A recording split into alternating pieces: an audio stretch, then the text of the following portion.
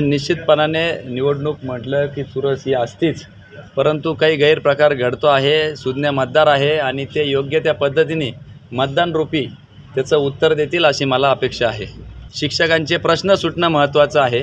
अनेक वर्षांपासून प्रलंबित असलेले शिक्षकांचे प्रश्न मार्गी लावणं खरं तर गरजेचं आहे आणि शिक्षक हा देश घडवणारा एक घटक आहे.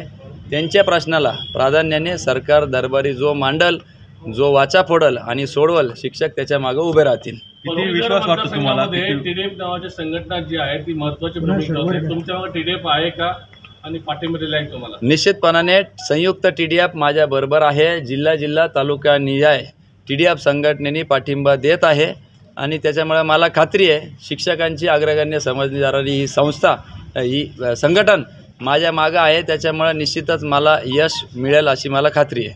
प्रश्न सोडवण्याला महत्त्व आहे. वरिष्ठ सभागृहामध्ये संधी आहे. शिक्षकांचे प्रश्न सोडवण्याची संधी ज्याला मिळते याच्यासारखं भाग्य मी दुसरं काही समजत नाही. निश्चितपणाने त्या पद्धतीने माझं कामकाज चालू आहे. तुमच्यावरती 117 एकर जमीन लाटण्याचा आरोप झाला होता. आता एक प्रेस कॉन्फरन्स झाली होती दराडाची. माझं जर नाव घेतलेलं असेल 117 एकर लाटल्याचं किंबहुना एखाद्या विशिष्ट उमेदवाराला 15 लाख रुपये देण्याचं, तर मी आजच आबरू नुकसानीचा दावा त्यांच्यावर दाखल करतो. त्यांनी जर नाव घेतलं असेल तर, त्यांनी विरोधी उमेदवार म्हटलं असेल तर कायद्याने मला त्याच्यावर कारवाई करता येणार नाही.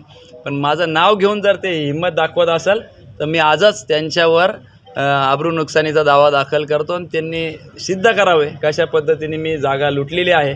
एक तर बाप दाखवा नाही तर श्राद्ध घाला अशी आपल्यावर म्हण आहे. त्यांनी सिद्ध करावं. पण त्या उलट त्यांच्या संस्थेमध्ये 19 वर्षाचा शिक्षक होतो. या शिक्षक मतदारसंघामध्ये 3 वर्षाचं शिक्षण देण्याचा अनुभव असला तरच शिक्षक होता येतं. तर 17 वर्षी शिक्षक झाला तरच त्याला मतदार होता येतं. 75 वर्षाचा शिक्षक त्यांच्या संस्थेत सापडतो. अगदी 9वी पास असलेला सुद्धा शिक्षक त्या मतदार यादीमध्ये आढळून येतो.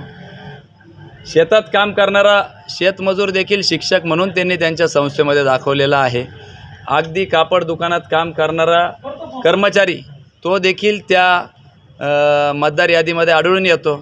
निश्चितपणाने या शिक्षकांच्या अधिकारावर घाला घालणारा हा असा एक लोकप्रतिनिधी दुर्दैवाने लाभलेला आहे आणि सर्व शिक्षक बांधव त्यांना आसमान दाखवल्याशिवाय राहणार नाही अशी मला खात्री आहे. त्यांनी आरोप केला होता की तुम्ही उमेदवारी भरल्यानंतर बोललेवरती यापूर्वी कधी कारवाई झालेली आहे. सत्तेमधील काही लोकांना तुमची भीती वाटते का?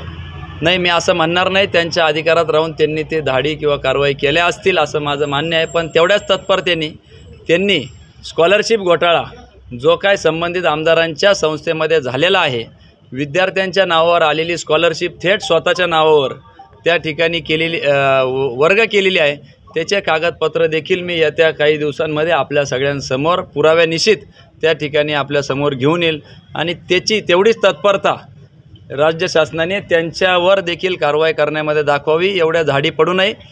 60 वर्षाचा इतिहास आहे. पारदर्शकपणे संस्थेचा कारभार चालतो.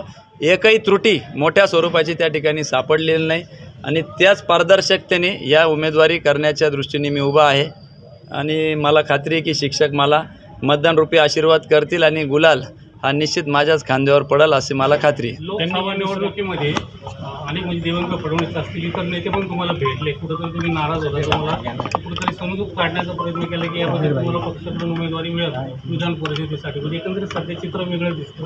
त्याच्याकडे कसं पाहतो? नाही, ती काही नाराजी किंवा पक्षाकडून अपेक्षित उमेदवारी नव्हती. शिक्षकांचा प्रश्न आहे. पक्षाच्या झाल्यावर विरहित आपण या निवडणूक करावी असं अनेकांचा आग्रह होता, शिक्षक संघटनेचा, शिक्षकांचा.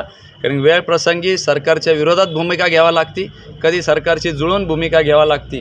त्यामुळे अपक्ष म्हणूनच मी या निवडणुकीमध्ये उतरलेलो आहोत. त्याच्यामुळे अपक्ष म्हणूनच सामोरे जात आहोत.